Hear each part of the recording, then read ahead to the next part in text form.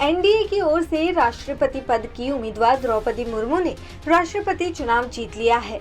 इस जीत के साथ ही उन्होंने भारतीय राजनीति के इतिहास में पहली आदिवासी महिला राष्ट्रपति के तौर पर अपना नाम दर्ज करवा लिया है।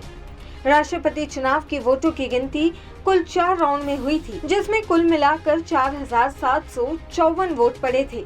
गिनती के वक्त 4,701 वोट वैध और 53 वोट अमान्य पाए गए थे।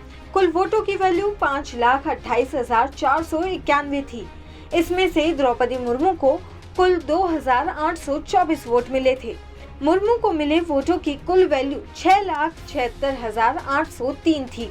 वहीं यशवंत सिन्हा को 1,877 वोट मिले थे, जिनकी कुल वैल्यू 3,80,177 रही। दरअसल राष्ट्रपति चुनाव में वोटों की गिनती का एक तय तरीका होता है।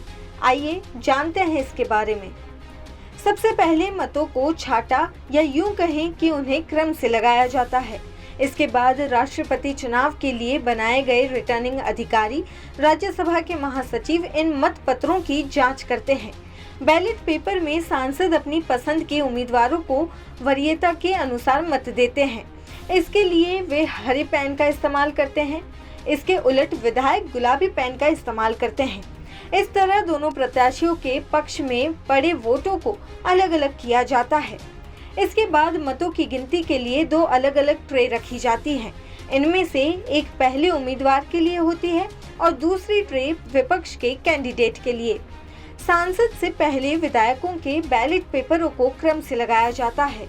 जिन बैलेट पेपरों में पहले कैंडिडेट का नाम होता है, उन्हें उनकी वाली ट्रे में रखा जाता है। वहीं जिनमें दूसरे प्रत्याशी को पसंद किया गया होगा, उन्हें दूसरी ट्रे में जगह मिलेगी। हर एक विधायक और सांसद के वोटों का मूल्य तय है। सांसद के मत का मूल्य 700 होता है, वहीं विधायक के वोट का मूल्य उनके राज्य की आबादी पर निर्भर होता है। बैलेट पेपरों की सॉर्टिंग के बाद ही वोटों की गिनती होती है। फिर काउंटिंग की शुरुआत होते ही रुझानों के बारे में बताया जाता है। यहाँ समझने वाली बात यह है कि राष्ट्रपति चुनाव का विजेता वो उम्मीदवार नहीं होता जिसे सबसे ज्यादा वोट मिलते हैं।